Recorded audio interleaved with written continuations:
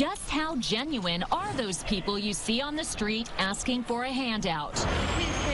Day after day, we watch this sad, pathetic woman hobbling on crutches and shaking her cup for donations. And boy, did her cup runneth over. Yeah, here you go, okay? Her territory was the Avenue of Avenues, Fifth Avenue, where stores like Gucci, Prada, and Tiffany's attract wealthy and apparently generous shoppers. One after another, we saw them dropping cash into her cup. On busy days, she averaged an amazing 50 donations an hour. She certainly looks like a sad and desperate lady, but we were a little suspicious, so we followed her.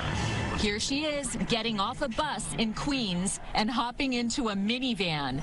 But it's a totally different looking woman that emerges when the van pulls over. Why, it's a miracle. Here she is, walking perfectly fine. And of course, the crutches are gone. She's walking, no crutches, nothing. Our cameras rolled as night after night, we saw her crossing streets, maneuvering upstairs, meeting up with friends, and even doing a little shopping. Stuck on her cell phone, got her Uggs on. So how does she do it?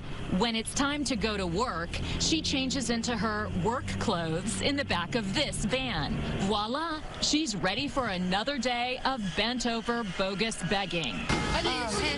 Later that morning, she told our producer, wearing a hidden camera, she hurt her back in a car accident. What happened? Accident?